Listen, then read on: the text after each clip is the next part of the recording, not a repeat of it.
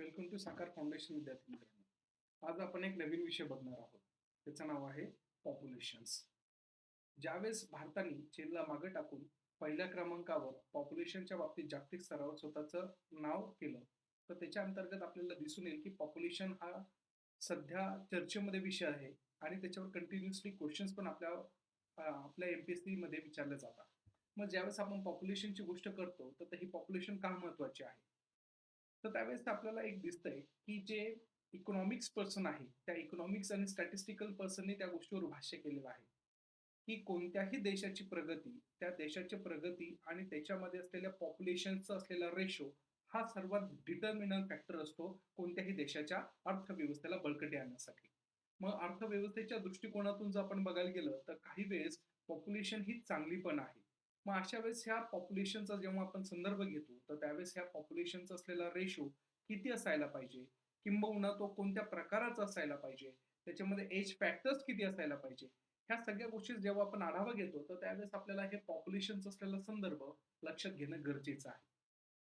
मग भारताच्या संदर्भामध्ये जर भारताने पहिल्या क्रमांकावर येण्याचा जो मान पटकवलेला आहे सो कॉल्ड पॉप्युलेशन मध्ये, तर त्यावेळेस आपल्याला या जागतिक स्तरावरच्या असलेल्या 2023चा असलेला जो रिपोर्ट आहे त्या रिपोर्टमध्ये कोणत्या कोणत्या गोष्टी सांगितल्या आहेत ते आपल्याला अंडरस्टँड करणं गरजेचं आहे. मग जागतिक स्तरावरचा असलेला जो लोकसंख्या अहवाल आहे 2023चा, तर बेसिक फंडामेंटल क्वेश्चन असा निर्माण होतो की हा नेमका अहवाल तयार करतो कोण. ज्यावेळेस आपण म्हणतो की युनायटेड नेशन्स म्हणजे संयुक्त राष्ट्र ही आपल्या संपूर्ण आंतरराष्ट्रीय स्तरावर अशी महत्वाची संस्था आहे की सर्व जगांवर प्रत्येक गोष्टीच्या मध्ये लक्ष ठेवणे किंवा त्याला कोऑर्डिनेशन मध्ये आणायचं काम ही युनायटेड नेशन करत असते. मग ह्या युनायटेड नेशनचीच असलेली एक ब्रांच किंवा एक संस्था म्हणायला हरकत नसावी, तर ती म्हणजे आहे युनायटेड नेशन पॉप्युलेशन फंड. मग ही एक संस्था संपूर्ण जगाच्या लोकसंख्येचा अभ्यास करते आणि त्या प्रकारच्या असलेल्या लोकसंख्येच्या अहवालाबद्दल भाष्य करते. मग याचा असलेला मूळ उद्देश काय आहे की कोणत्या देशामध्ये लोकसंख्या वाढत चालली आहे, कोणत्या देशामध्ये लोकसंख्या ही मायनसमध्ये होत चालली आहे, किंबहुना त्याच्या असलेला वाढीचा जो दर आहे तो वाढीचा दर कशा प्रकारे होत चालला आहे, याच्यावर ह्या प्रकारची असलेली ही पॉप्युलेशन फंड जी योजना ही जी संस्था आहे ती संस्था काय करत असते, ऑब्झर्वेशन करत असते. मग ह्या संस्थेला दरवर्षी त्या प्रकारचा असलेला हा लोकसंख्या अहवाल काय करतात, तिथं सादर करत असतात दरवर्षी इन द सेन्स दर 5 वर्षानंतर किंवा 4 वर्षानंतर. मग अशा प्रकारचं असलेलं हे एक पॉप्युलेशन फंड म्हणजे काय, युनायटेड नेशन पॉप्युलेशन फंड ही काय करत असते, अहवाल सादर करत असते किंवा सादरही करत असते. मग यांनी काय बघितलं, काय ऑब्झर्वेशन केलं, तर त्यांनी ऑब्झर्वेशन केलं की भारताची संपूर्ण जगाची असलेली लोकसंख्या ही किती झाली आहे, 8,045 दशलक्ष. बघा विद्यार्थी मित्रांनो, थोडा फॅक्ट्स लक्षात असणं गरजेचं आहे. संपूर्ण जगाची असलेली लोकसंख्या ही 8,045 दशलक्ष एवढी झालेली आहे. मग याच्या अंतर्गत सर्वात मोठा वाटा कोणाचा आहे वयानुसार, जर आपण संपूर्ण जगामध्ये जर बघायला गेलं तर पॉप्युलेशनला कॅटेगराईज जर केलं तर आपल्याला दिसून येईल की हे कॅटेगरायझेशन जर आपण 0 ते 6, त्याच्यानंतर त्या प्रकारचे असलेले 6 ते असलेले 19, त्याच्यानंतर 19 तर पुढे चालून त्या प्रकारचं असलेलं 45, त्याच्यानंतर 45 ते 59 आणि 60च्या वरती असलेले काही मेंबर्स. मग अशा प्रकारे त्यांनी मायन्यूट लेवलवर जेव्हा ऑब्झर्वेशन केलं तर त्यावेळेस दिसलं की सर्वात मोठा वाटा कोणत्या वयाचा आहे. तर आश्चर्याची गोष्ट अशी आहे की सर्व जगामध्ये नियर टू बी सर्वात मोठा वाटा म्हणजे नियर टू बी 65% हा 15 ते 64 वयोगटातील लोकांचा आहे. म्हणजे ह्या गटातील जे लोक आहे म्हणजे 15 ते 64 वयोगटातील लोक हे काय आहे, जास्त स्वरूपातले आहे संपूर्ण जगांतर्गत. सोबतच 10% लोक हे 65 वर्षापेक्षा काय आहे, जास्त वयाची पण आपल्याला तिथे आढळून आलेली आहे. परंतु आनंदाची गोष्ट अशी म्हणजे आहे की 65% लोक हे कार्यकारी गटातले आहे. कुठं आहे, कोणत्या गटातले आहे, याला कार्यकारी गट म्हणतात. काय म्हणतात, कार्यकारी गट. म्हणजे हे कार्य करू शकतात, यांची कॅपॅसिटी अजून आहे. मग अशा प्रकारचा असलेला सर्वात मोठा वाटा जो आहे कोणत्या वयाचा आहे, तर 15 ते 64 वयोगटातील आहे. मग सोबतच सर्वात मोठा वाटा कोणत्या प्रदेशाचा आहे, कारण की संपूर्ण जगाचा ज्यावेळेस आपण अभ्यास करतो तर त्यावेळेस त्यांना असं सापडून आलं की सर्वाधिक असलेली लोकसंख्या असलेले प्रदेश ते म्हणजे पूर्व आणि दक्षिण पूर्व आशियाई प्रदेश आपल्याला इथं आढळून येतोय. मग विचार करा तुम्ही, पूर्व प्रदेश म्हणजे त्या प्रकारचं असलेलं चायना आणि त्या प्रकारचं असलेलं इकडचं ईस्ट वर्ड्स असलेला, मग दक्षिण पूर्व आशियामध्ये आपला इंडिया पण येतोय, सोबतच त्या प्रकारचा इंडोनेशिया, बाली, कंबोडिया, त्याच्यानंतर असलेलं कंबोडिया, त्याच्यानंतर मलेशिया असेल, ह्या अशा विविध प्रकारचे आयलंड्स पण त्याच्यामध्ये इन्क्लूड होताना आपल्याला इथं दिसून येत आहे. म्हणजे थोडक्यात असं म्हणायला हरकत नाही की हे प्रदेश पूर्व आणि दक्षिण पूर्व आशियामध्ये असणार आहे की जिथं सर्वात काय आहे, लोकसंख्या ही जास्त आपल्याला दिसून येते. मग अशा पद्धतीच्या माध्यमातून आपल्याला दिसून येईल की इथं त्या त्या प्रदेशासोबत आपल्याला देशाचा असलेला वाटा किती आहे, तो वाटा आपल्याला लक्षात घेणं गरजेचं आहे. मग ज्यावेळेस आपण देशाचा वाटा म्हणतो तर त्यावेळेस आपल्याला लक्षात घेणं गरजेचं आहे की 1.4 अब्जपेक्षा जास्त लोकसंख्या असलेला प्रदेशामध्ये चीन आणि भारत हा इथं येणार आहे. म्हणजे थोडक्यात संपूर्ण देशांतर्गत संपूर्ण देशांचा जेव्हा आपण वर्गवारी करतो तर त्यावेळेस लक्षात घ्यायचंय की भारत आणि त्या प्रकारचा असलेला चीन हा दोनच देशांनी सगळ्यात मोठं काय दिलं आहे, कॉन्ट्रीब्युशन दिलेलं आहे. कशामध्ये? तर लोकसंख्या वाढीमध्ये. मग आपल्याला याच्या अंतर्गत दक्षिण पूर्व आशियामध्ये आणि पूर्व असलेल्या प्रदेशांतर्गत चीन आणि हे दोघच देश काय आहे, पुढच्या गोष्टीवर आपल्याला रिलाय आहे किंवा पुढच्या गोष्टीसाठी कारणीभूत आहे असं म्हणता येऊ शकतं. त्याच्यानंतर आपल्या ह्या संदर्भामध्ये लोकसंख्या जी वाढत चालली आहे, तो कशा प्रकारे वाढत चालली आहे? तर लक्षात ठेवायचं की ही जी लोकसंख्या का बरं वाढत चालली आहे किंवा लोकसंख्येच्या संदर्भामध्ये ज्यावेळेस अनालिसिस करतं तर त्यावेळेस लक्षात येईल की 2020 मध्ये 281 दशलक्ष लोक हे जन्माच्या देशाबाहेर राहत असून आंतरराष्ट्रीय स्थलांतर हे सगळ्यात महत्वाचं असलेलं कारण आपल्याला इथं सापडतंय की लोकसंख्या का बरं वाढती. म्हणजे एका प्रकारचं आपण असं म्हणू शकतो की आंतरराष्ट्रीय स्थलांतर जे होतं म्हणजे मायग्रेशन जे होतं, ते मायग्रेशन हे सगळ्यात मोठं कॉन्ट्रीब्युशन इथं आपल्याला सापडलेलं आहे की लोकसंख्या वाढती काय आहे. आणि त्याच कारणामुळं इथं सोबतच युद्ध आणि दुष्काळ हे त्याच्या मागची असलेली कारण.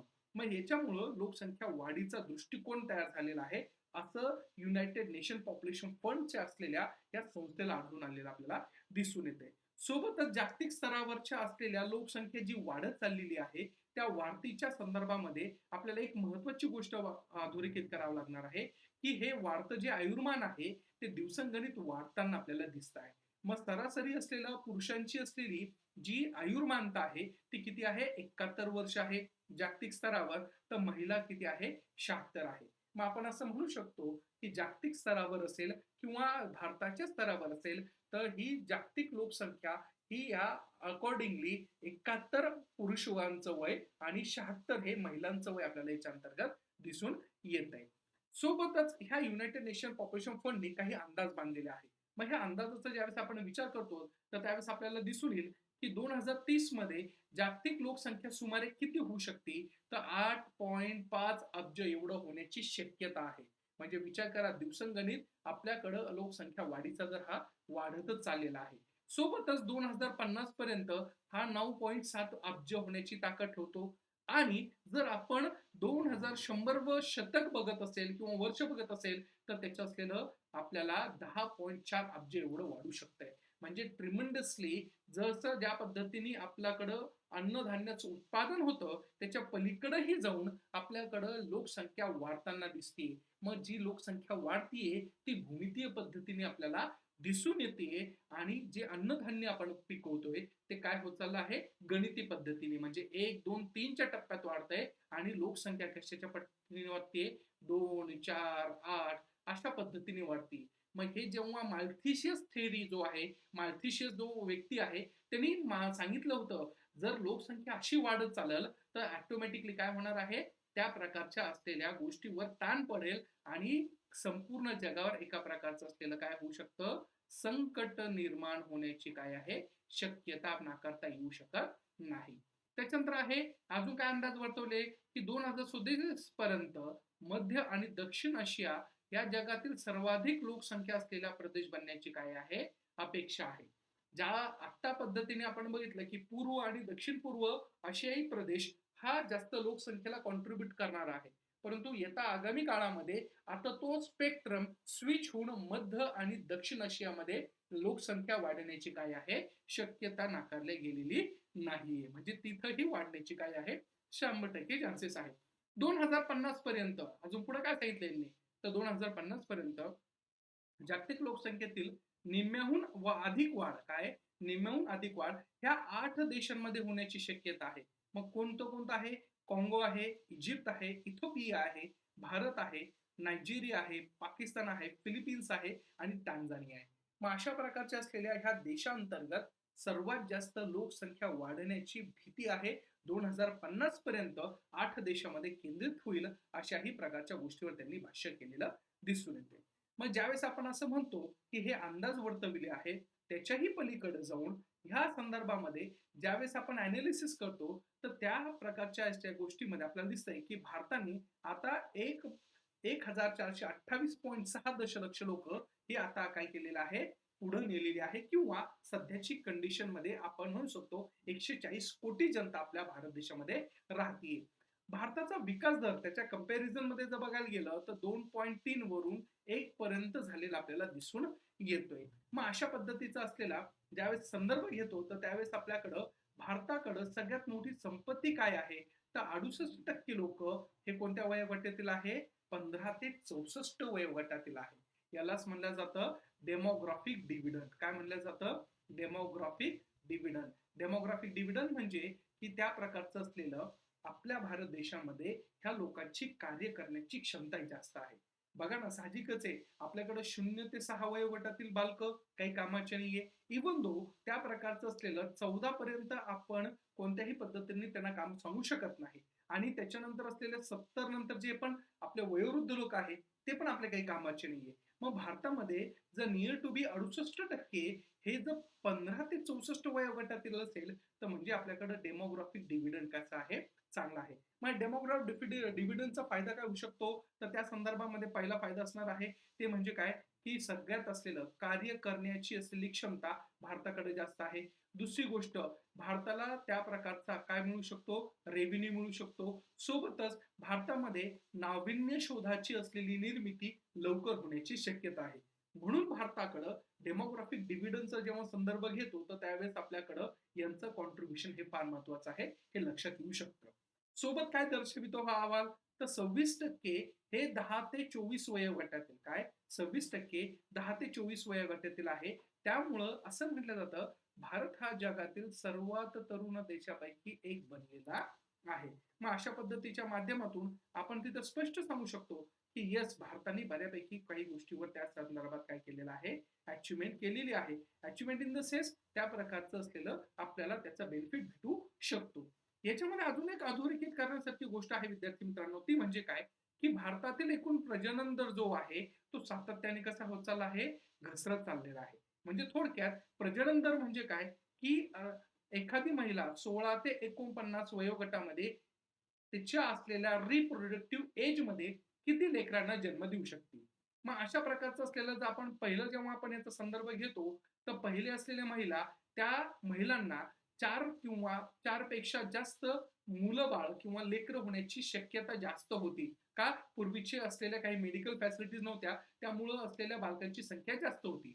परंतु जसजसं आपल्याकडे डेव्हलपमेंट होत गेली तस तशा पद्धतीने प्रजनन दर हा दिवसेंगणिक कमी होत चाललाय. मग ज्यावेळेस आपण नॅशनल फॅमिली हेल्थ सर्व्हे बघतो 2019-21 चा तर त्याच्यामध्ये आपल्याला काय दिसून येते की आपल्याकडं 2019-21 अंतर्गत 2.1 त्याचा असलेला रिप्लेसमेंट रेशो होता तो आता किती झालाय 2 झालाय. म्हणजे आपण असं म्हणू शकतो की बिफोर 2018 त्याच्या पहिले एखाद्या महिलेला जर बाळ होत असेल म्हणजे एका महिलेला सरासरी बाळ काढायला गेलं तर 3 बाळ व्हायची किंवा 3 लेकरं त्या घरामध्ये असायची. परंतु आता अवेअरनेस वाढलंय लोकांमध्ये छोट्या कुटुंबाची असलेली संदर्भता वाढता वेळेस आपल्याकडं आता त्या महिलेला त्या प्रकारचं असलेलं 2च लेकरं होत आहे हे आपल्याला इथं दिसून येतो. याला म्हणलं जातं रिप्लेसमेंट रेशो. याला म्हणलं जातं रिप्लेसमेंट रेशो म्हणजे 2.1 चं आता 3 लेकराच्या ऐवजी किती लेकरं होत आहे 2च होत आहे. म्हणजे आता छोटं कुटुंबावर काय होतंय जास्त कल दिला जात आहे. आणि त्यासोबतच अजून एक गोष्ट निदर्शनात आली ती म्हणजे काय की भारतातील पुरुषांचे आयुर्मान हे 71 वर्ष, तर महिलांचे असलेले आयुर्मान हे 74 वर्ष आपल्याला दिसून येत आहे. जागतिक स्तरावर याचा जर संदर्भ घ्यायला गेला तर 76 वर्ष आपल्याला सापडतील, परंतु भारताच्या संदर्भामध्ये 74 वर्ष आहे हे आपल्याला इथं अधोरेखित करणं गरजेचं आहे. मग ह्या संदर्भामध्ये ज्यावेळेस संपूर्ण जगाचे असलेले डोळे आपल्याकडे लागले, तर त्यावेळेस कोणत्या कोणत्या देशांनी पहिला क्रमांक पटविला आणि दुसरा, तिसरा, चौथा, पाचवा कोणता कोणता देश आहे हे आपल्याला समजणं गरजेचं आहे. मग अशा वेळेस आपल्याला दिसून येते की पहिल्या क्रमांकावर आपल्याला काय दिसून येणार आहे की इंडिया. कोण दिसणार आहे? इंडिया दिसणार आहे. दुसऱ्या क्रमांकावर आहे चायना, तिसऱ्या क्रमांकावर आहे USA, चौथ्या क्रमांकावर आहे इंडोनेशिया आणि पाचव्या क्रमांकावर आहे पाकिस्तान. मग अशा पद्धतीच्या माध्यमातून आपल्याला इथं दिसून येते की फर्स्ट क्रमांक हा इंडियावर आहे, त्याच्यानंतर चायना, तिसरा आहे USA, चौथा आहे इंडोनेशिया आणि पाचव्या क्रमांकावर आहे आपला पाकिस्तान. आपला म्हणजे पाकिस्तान हा देश. मग अशा पद्धतीच्या माध्यमातून हा असेंडिंग डिसेंडिंग ऑर्डरचा असलेला संदर्भ तुम्हाला लक्षात घेणं गरजेचं आहे किंवा ते लक्षात ठेवणं किंवा हे कंपल्सरी आहे. मग भारताच्या कंटेक्समध्ये जे आपण बघतो पॉप्युलेशनच्या असलेल्या असेंडिंग डिसेंडिंग ऑर्डरमध्ये, तर त्यावेळेस आपल्याला काय दिसतंय? उत्तर प्रदेश पहिल्या क्रमांकावर आहे, दुसऱ्या क्रमांकावर आहे महाराष्ट्र, तिसऱ्या क्रमांकावर आहे बिहार, चौथ्या क्रमांकावर आहे वेस्ट बेंगॉल, पाचव्या क्रमांकावर आहे मध्य प्रदेश. मग अशा पद्धतीच्या माध्यमातून आपल्याकडं स्टेट वाईज पण तुम्हाला लक्ष ठेवणं गरजेचं आहे. मग आता ह्या संदर्भामध्ये पॉप्युलेशन वाढत चालली. मग पॉप्युलेशन वाढता वेळेस आपल्याकडे काही कंट्रोलिंग मेजर्स केले नाही का? किंवा त्या पॉप्युलेशनला जी ग्रोथ द्यायची आहे त्याचा शेप कसा असायला पाहिजे, कोणत्या स्वरूपात असायला पाहिजे, याच्यावर भाष्य केलं गेलं तर त्यावेळेस भारताकडनं किंवा भारत सरकारकडनं काही इनिशिएटिव्ह घेतले गेले नाही का? तर येस, घेतल्या गेलेले आहे आणि विविध प्रकारच्या असलेल्या पंचवार्षिक योजनेअंतर्गत आपण याच्यावर काटक्षपणे लक्ष ठेवलेलं आपल्याला दिसून येते. मग त्या संदर्भामध्ये जर आपण पहिली पंचवार्षिक योजना बघितली तर पहिल्या पंचवार्षिक योजनेमध्ये लोकसंख्यावर नियंत्रण आणण्यासाठी काय प्रयत्न झाले? तर 1952 मध्ये काय? 1952 मध्ये लोकसंख्या नियंत्रण कार्यक्रम काय केला आपण? सुरू केला. आणि अशा प्रकारचा कार्यक्रम करणारा भारत देश हा जगातील पहिला देश म्हणून संबोधला गेलाय. मग याचा अर्थ आपण असं म्हणू शकतो की भारताने स्वातंत्र्यानंतर ह्या गोष्टीवर बऱ्यापैकी ऑब्झर्वेशनच्या माध्यमातून अनालिसिस केलेलं आहे की उद्या चालून जर लोकसंख्या अनियंत्रित स्वरूपाची राहिली तर उद्या चालून भारतावर त्या प्रकारचा असलेला बोजा पडेल आणि त्याच अनुषंगाने काय होऊ शकतं? तिथं प्रॉब्लेम्स क्रिएट होऊ शकतात. त्याच्यानंतर आहे दुसरी पंचवार्षिक योजना. दुसऱ्या पंचवार्षिक योजनेमध्ये आपण काय केलं? तर त्या संदर्भामध्ये शिक्षण आणि संशोधनाच्या दिशेने काम करण्यात येऊन क्लिनिकल दृष्टिकोनाला काय दिलं होतं आपण? प्रोत्साहन दिलं. म्हणजे एका प्रकारचं असलेलं आपण असं म्हणू शकतो की दुसऱ्या पंचवार्षिक योजनेमध्ये शिक्षण असेल, अवेअरनेस असेल किंवा एखाद्या गोष्टीचं संशोधन असेल, त्या ज्या गोष्टीमुळं आपलं कुटुंब नियोजन होऊ शकतं किंवा पॉप्युलेशन नियंत्रणमध्ये राहू शकते, याच्यावर जास्त फोकस केलेला आपल्याला दिसून येतोय. त्याला कोणता अप्रोच म्हणतात? क्लिनिकल अप्रोच असे म्हटले जातात. मग ते कोणत्या योजनेमध्ये केलं? दुसऱ्या पंचवार्षिक योजनेमध्ये. तिसऱ्या पंचवार्षिक योजनेमध्ये काय केलं आपण? तर सगळ्यात महत्वाचं असलेलं आपण काय केलं? 1965 मध्ये त्या अंतर्गत एक योजना काढली आणि योजनेअंतर्गत स्त्री असेल किंवा पुरुष असेल तर यांच्या संदर्भामध्ये नसबंधनीचा असलेला जो तंत्र आहे की ज्याच्या माध्यमातून आपलं पॉप्युलेशन कमी होऊ शकतं, तर त्या तंत्राचा अवलंबबजावणी किंवा अंमलबजावणी करण्यासाठी आपण प्रयत्नशील राहिलेलो आपल्याला दिसून येत आहे. परंतु सगळ्यात इफेक्टिव्ह वर्किंग झालं ते म्हणजे काय? तर पाचव्या असलेल्या पंचवार्षिक योजनेमध्ये, की ज्याच्यामुळे खऱ्या अर्थाने आपल्याकडे असलेली जी लोकसंख्या होती ती नियंत्रित येण्याचा संबंध लागू शकतो किंवा संदर्भ आलेला आपल्याला दिसून येत आहे. मग या योजनेअंतर्गत काय केलं? तर सगळ्यात महत्वाचं 16 एप्रिल 1976 ला ही डेट लक्षात ठेवायची विद्यार्थी मित्रांनो, व्हेरी व्हेरी IMP. 16 एप्रिल 1976 ला त्या संदर्भामध्ये राष्ट्रीय लोकसंख्या धोरण काय केलं आपण? जाहीर केलं. मग हे आपलं पहिलं राष्ट्रीय धोरण काय होतं? लोकसंख्येच्या संदर्भात होतं. आतापर्यंत फक्त आपण योजना राबवल्या, आतापर्यंत फक्त आपण नियंत्रणाचे कार्यक्रम राबवले, परंतु afterwards we have to shift the within the dimension of a policy. ह्या ज्या कॉन्सेप्टवर फोकस होता तर त्याच्या अंतर्गत धोरण जाहीर करणं गरजेचं होतं. परिणाम स्वरूप 16 एप्रिल 1976 ला आपण ते धोरण काय केलं होतं? लागू केलेलं आहे. मग ह्या धोरणाअंतर्गत जो पूर्वीचा आपला शारदा ऍक्ट होता, कधीचा? 1929 अंतर्गत जो तयार केला होता, टिळकांनी ज्याला विरोध केला होता, तो शारदा ऍक्ट, की ज्याच्या माध्यमातून आपण विवाहाचे असलेले किमान वय किती असायला पाहिजे हे सांगण्याचा प्रयत्न केला होता. की ह्या कायद्यानुसार म्हणजे शारदा कायद्यानुसार मुलीचं वय किती असायला पाहिजे, मुलाचं वय किती असायला पाहिजे लग्नासाठी, तर त्याच्यावर भाष्य करणारा तो कायदा होता, ज्याच्या वेळेस टिळकांनी फार गदारोळ घातला होता. मग अशा वेळेस ह्या कायद्याची असलेली परिभाषा परत बदलली आणि आता काय केलं आपण, मुलाचे वय 18 वरून 21 वरती केलं आणि मुलीची वय 14 वर्षावरून 18 वर्षामध्ये आणलं. मग अशा प्रकारचं असलेलं भारत सरकारने ह्या संदर्भामध्ये लोकसंख्या नियंत्रणासाठी विविध पंचवार्षिक योजनेच्या आधाराअंतर्गत किंवा त्याच्यामध्ये ह्या सगळ्या गोष्टी राबवलेल्या आपल्याला दिसून येत आहे. परंतु खऱ्या अर्थाने जर आपल्याला त्या प्रकारचं असलेलं यश भेटत गेलं तर 9व्या पंचवार्षिक योजनेपासून भारत सरकार हळूहळू प्रगतीच्या वाटेवर चालला होता. 1991-92चा काळ म्हणजे एका प्रकारचं असलेला सरकारचा असलेला गोल्डन एज असं म्हटलं जातं. का? कारण की याच्यामध्ये तुमचं असलेलं स्ट्रक्चरल रिफॉर्म झाला होता. याच्या अंतर्गत तुमच्या देशाची अर्थव्यवस्था, राज्यव्यवस्था, समाज व्यवस्था सगळं बदलण्याच्या पायदानवर होतं. परिणाम स्वरूप 1993 रोजी सरकारने राष्ट्रीय लोकसंख्या धोरण नवीन स्वरूपातलं तयार करण्यासाठी एम एस स्वामीनाथन, बघा हे आहे M S Swaminathan, M S स्वामीनाथनच्या अध्यक्षतेखाली तज्ज्ञ गटाची स्थापना केली आणि त्यांना सांगितलं की भारताच्या असलेल्या पॉप्युलेशन जो ग्रोथ आहे तो ग्रोथ कुठेतरी एका प्रकारचा असलेला कन्सोलेटेड करावा, याच्यासाठी तुम्ही आम्हाला काहीतरी उपाययोजना द्या. परिणाम स्वरूप 94-95 ला त्यांनी दिलेला अहवाल आणि त्याच्यावर कृती आधारणा म्हणून फेब्रुवारी 2000 मध्ये भारताने 76 नंतरचं नवीन राष्ट्रीय लोकसंख्या धोरण 2000चं तयार करण्यात आलं आणि ह्या अंतर्गत काही गोष्टींची उद्दिष्ट ठेवण्यात आली आणि ते उद्दिष्टांच्या माध्यमातून तुम्ही चांगल्या प्रकारे तिथं डेव्हलपमेंट करू शकता असं तिथं अर्थ सांगण्यात आला.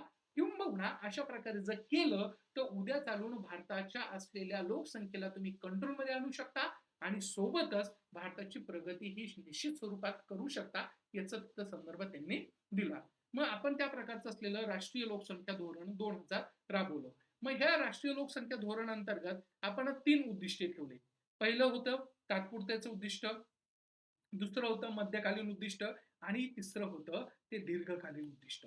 मग अशा प्रकारचं असलेल्या काही गोष्टी तात्पुरत्या म्हणजे लगेच आपल्याला तिथे ऍक्टिव्हिटी करायची होती, काही गोष्टी मिड टर्म्स मध्ये करायची होती आणि काही गोष्टी आपल्याला लॉंग टर्म साठी करायची होती. मग अशा प्रकारच्या असलेल्या तात्पुरती उद्दिष्ट, मध्यकालीन उद्दिष्ट आणि दीर्घकालीन उद्दिष्टाच्या माध्यमातून त्या लोकसंख्या धोरणाची आपण काय केली आहे, विभागणी केली. मग या संदर्भामध्ये ज्यावेळेस आपण तात्पुरते उद्दिष्ट म्हणतो तर त्याच्यामध्ये सगळ्यात महत्वाचं असलेलं काय केलं की जन्म नियंत्रण उपकरणाची तरतूद समाविष्ट करण्यात आली. सोबतच आरोग्य संरक्षण फ्रेमवर्कचा विकास आणि सोबतच आरोग्य सेवा यांची भरतीवर काय केला होता, समावेश दिला. याच्याही पलीकडे जाऊन आपल्याकडे जे बेसिक इन्फ्रास्ट्रक्चर लागणार होतं ते बेसिक इन्फ्रास्ट्रक्चर काय, इन्फ्रास्ट्रक्चर हे आपण बिल्डअप करण्यावर जास्त फोकस केला होता. म्हणजे आपल्याला तात्पुरत्या उद्दिष्टामध्ये म्हणजे लगेच आपल्याला काय करायचं होतं, तर आपल्याला आरोग्य सेवेची असलेली पोच पावती सामान्य लोकांपर्यंत पोहोचायचं होतं. लोकांमध्ये जन्म नियंत्रणाच्या असलेल्या उपकरणाची असलेली तरतुदी तिथं लोकांच्या हातामध्ये द्यायची होती. अलॉंग विथ दॅट आरोग्य सेवकांची भरती आपल्याला लवकर करायची होती. हे जर लवकरात लवकर केलं तर उद्या चालून भारताच्या असलेल्या लोकसंख्येला कंट्रोलिंग मध्ये आणण्याचा आपण प्रयत्न करू शकतो. हे होते तात्पुरते उद्दिष्ट. त्याच्यानंतर मध्यकालीन उद्दिष्ट काय होते, तर आपल्याला 2010 पर्यंत काय, 2010 पर्यंत एकूण प्रजनन दर किती करायचा होता, 2.1 पर्यंत करायचा होता. मग 2.1 पर्यंत करायचा होता म्हणजे काय करायचं होतं, तर साहजिकच आहे, जर याला म्हणतात रिप्लेसमेंट रेशो, काय म्हणतात, रिप्लेसमेंट रिप्लेसमेंट रेशो म्हणजेच काय करायचं होतं, जागा बघा, एखादी महिला आहे किंवा एखादं दाम्पत्य आहे, तर त्यांना पूर्वी लेकरं किती व्हायचे, 4 लेकरं व्हायचे किंवा 5 लेकरं व्हायचे. मग अशा वेळेस भारताची लोकसंख्या दिवसेंदिवस वाढत चालली होती. मग आता त्यांना काय सांगायचं, एका दाम्पत्याला आता लेकरं किती असायला पाहिजे, 2 असायला पाहिजे. म्हणून ही संकल्पना निघली कोणती, हम दो और हमारे दो. मग अशा प्रकारचं असलेल्या संकल्पनेअंतर्गत मध्यकालीन उद्दिष्ट ठेवले की ज्याच्या माध्यमातून आपल्याला पॉप्युलेशन कंट्रोलिंग पॉलिसी आपल्याला तिथे ठेवायची होती. मग हा टोटल फर्टिलिटी रेट आणि रिप्लेसमेंट रेशो हा 2.1 पर्यंत करायचा होता. हे मध्यकालीन उद्दिष्ट ठेवले. आता आपल्याला दीर्घकालीन काहीतरी अचिव्हमेंट करायची होती, म्हणजे आपलं काहीतरी लास्ट एम आहे. मग त्याच्या संदर्भामध्ये 2045 पर्यंत लोकसंख्या काय करायची आहे, स्थिरीकरण करायची आहे. आणि ह्या स्थिरीकरणाच्या माध्यमातून भारताच्या असलेल्या सर्वांगीण गोष्टीमध्ये त्यांना समाविष्ट कसं करता येईल, या सगळ्या गोष्टीवर आपण फोकस केलेलं याच्या अंतर्गत दिसून येते. एक्झामला भरपूर वेळेस याच्यावर क्वेश्चन विचारलेले आहे, त्यामुळे हे लक्षात घेणं गरजेचं आहे. तात्पुरती उद्दिष्टे, मध्यकालीन उद्दिष्टे आणि दीर्घकालीन उद्दिष्टे. आता आपल्याला बघायचं आहे की त्या संदर्भामध्ये काही लक्ष ठेवण्यात आलं आहे. काही गोष्टी आपण टार्गेट ठेवलं होतं ह्या लोकसंख्या पॉप्युलेशन 2000 अंतर्गत. काय सांगितलं होतं, 2045 पर्यंत 0% लोकसंख्या वाढीचा दर गाठणे. म्हणजे आपल्याला असं म्हटलं पाहिजे की आता लोकसंख्या पूर्ण 100% काय करायची आहे, कंट्रोलिंग मध्ये आणायची. मग 100% म्हणजे काय, लेकरच होऊ द्यायचे नाही अशा प्रकारे. परंतु हे इम्पॉसिबल आहे, परंतु हे लक्ष ठेवलं इंडियन गव्हर्नमेंटने. पण एक लक्ष ठेवा, त्या संदर्भामध्ये ज्यावेळेस आपण बघतो तर कोणत्याही देशाची लोकसंख्या अशा प्रकारच्या चढत्या आलेखामध्ये आपल्याला दिसते, परंतु एक काळ असा येतो की तो सॅच्युरेटिंग लेवल होतो आणि त्याच्यानंतर त्या प्रकारचा असलेला तो काय होतो, तो डिक्लाइन होताना आपल्याला दिसून येतोय. मग भारताची सध्या इथं त्या प्रकारचं असलेलं काय आहे, सॅच्युरेटिंग लेवल आहे. उद्या चालून 2045 मध्ये तो सॅच्युरेटिंग लेवल येईल आणि त्याच्यानंतर हळूहळू काय होईल, आपल्याकडं लोकसंख्या वाढताना कमी दिसणार आहे. मग लोकसंख्या जो आता वाढीचा दर पण आता कमी होत चालला आहे, परंतु उद्या लोकसंख्या ही काय होणार आहे, कमी होणार आहे. त्याच्यानंतर बालमृत्यू दर 1000 जिवंत जन्मामागे 30 पेक्षा कमी करणे. सगळ्यात महत्वाचं, व्हेरी व्हेरी IMP क्वेश्चन विचारलेला आहे. माता मृत्यू दर जे आहे, तो माता मृत्यू दर प्रति 1 लाख, इथं 1 लाख आहे बरं विद्यार्थी मित्रांनो, इथं लाख, हे माता मृत्यू दर जो आहे तो 1 लाख जन्मामागे 100 पेक्षा कमी करणे. त्याच्यानंतर त्या प्रकारचं 2010 पर्यंत जन्म दर 21 प्रति कशाच्या संदर्भामध्ये, 1000च्या प्रति कमी केला पाहिजे. 2010 पर्यंत एकूण प्रजनन दर हा 2.1 कमी करणे. ह्या सगळे तुम्ही फॅक्ट तिथं लक्षात ठेवलंच पाहिजे. बालमृत्यू दर 30 पेक्षा कमी करणे, माता मृत्यू दर 1 लाखाला काय, 1 लाखाला 100 पर्यंत करणे, हा सगळ्यात महत्वाचा मुद्दा आहे. लक्षात ठेवा बरं. 1 लाख जिवंत महिला असेल तर त्याच्यामध्ये ज्या महिला आता सध्या मरत आहेत, तर त्या मरता किती आहे, म्हणजे 1 लाख महिला जर डिलिव्हरीला जात असेल तर त्याच्यापैकी त्या प्रकारचे असलेल्या नियर टू बी 450 ते 500 महिला एक्सपायर होत आहेत. मग अशा वेळेस आपल्याला किती झाले पाहिजे, फक्त 100 झाले पाहिजे, त्याचा असा अर्थ होऊ शकतो. मग अशा प्रकारचं असलेलं इथं ज्यावेळेस आपण ऑब्झर्व करतो तर त्यावेळेस आपल्याला ह्या सगळ्या गोष्टी केलेल्या दिसून येणार आहे. सोबतच याच्यापेक्षा याच्या पलीकडे जाऊन लोकसंख्या धोरण 2000 मध्ये सगळ्यात महत्वाचं काही सामाजिक उद्दिष्टे आपण डोळ्यासमोर ठेवलेली आहे. ती सामाजिक उद्दिष्टे लक्षात राहणं फार गरजेचं आहे. मग सामाजिक उद्दिष्टामध्ये सगळ्यात महत्वाचं काय आहे की 14 वर्षापर्यंत मुलांना शिक्षण कसं द्यायचंय, फ्री ऑफ कॉस्ट मध्ये द्यायचंय आणि त्यांच्या गळतीचं प्रमाण किती टक्क्यांनी कमी करणे, 20% कमी करणे. त्याच्यानंतर सर्व मुलांचे काय करणे, लसीकरण करणे. आणि लसीकरणाच्या संदर्भात तुम्हाला इंद्रधनुष्य काय, मिशन इंद्र इंद्रधनुष्य या प्रकारची असलेली ही मिशन इंद्रधनुष्यची असलेली जी स्कीम आहे, ती स्कीम राबवली जात आहे, हे तुम्हाला ठाऊक आहे. त्याच्यानंतर मुलींना पुढील आयुष्यामध्ये लग्न करण्यास प्रोत्साहित करणे. परंतु लग्न करा, परंतु कसं, तुमच्या असलेल्या वयानंतर, म्हणजे पर्टिक्युलर 20 वर्षानंतर तुम्हाला काय करायचं आहे, लग्नासाठी प्रमोट करायचं आहे. त्याच्या पहिले करायला नाही पाहिजे. का, बालविवाहाच्या प्रमाणामुळे लोकसंख्या वाढताना आपल्याला जास्त दिसून येते. करोनाच्या काळामध्ये ते झालंय. करोनाच्या काळामध्ये बालविवाह जास्त झाला आणि त्या प्रकारे माता मृत्यू दर पण हा आपल्याला करोनाच्या काळामध्ये दिसून येतोय. सोबतच संसर्गजन्य जे रोग आहेत त्यांचं नियंत्रण करणे किंवा प्रतिबंध करणे. सोबतच सगळ्यात महत्वाचं काय, संस्थानात्मक स्वरूपातलं असलेलं 80% आणि प्रशिक्षित व्यक्तीकडून 100% अशा प्रकारची इन्स्टिट्यूशनल डिलिव्हरी, ज्याला आपण संस्थानात्मक प्रसूती म्हणतो, ते करण्यावर सगळ्यात महत्वाचा फोकस दिलेला आहे.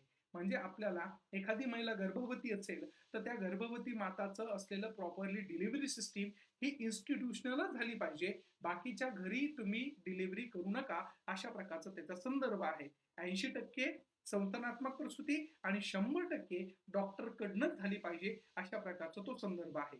नंतर जन्म, विवाह, गर्भधारणेसाठी 100% नोंदणी काय झाली पाहिजे? झालीच पाहिजे. सोबतच जे एड्स नावाचा जो प्रकार आहे किंवा एड्स नावाचा जो रोग आहे, त्याचा असलेला प्रसार आणि प्रचार काय करणे? रोखणे आणि त्या संदर्भामध्ये TFR बद्दलचे असलेले सर्व जे स्तर सध्या साध्य करण्यासाठी आपण लहान कुटुंबाचं नियोजनाचं काय करणे? त्या प्रसार प्रचार करणे हे सगळ्यात महत्त्वाच्या असलेल्या सामाजिक स्वरूपातल्या गोष्टी आपण काय केलेल्या आहे? सांगितलेल्या दिसून येते. म्हणजे आपण असं म्हणू शकतो विद्यार्थी मित्रांनो, की भारतामध्ये त्या प्रकारचं असलेलं हे जेव्हा करायचं होतं, काय? हे जेव्हा करायचं होतं, तर त्यावेळेस आपल्याला असं दिसून आलंय, की ह्या सगळ्या गोष्टी करत्या वेळेस काय? ह्या गोष्टी करत्या वेळेस आपल्याला सामाजिक स्वरूपामध्ये काय काय करता येऊ शकतं, तर याचा असलेला संदर्भ याच्या अंतर्गत दिसून येऊ शकतो. मग हे सगळं तुम्हाला एक्झाम ओरिएंटेशन आहे का? कारण की MPSC ला याच्यावर भरपूर क्वेश्चन्स विचारलेले आहे, त्यामुळे लक्ष ठेवणं गरजेचं आहे. आलं लक्षात? Thank you so much.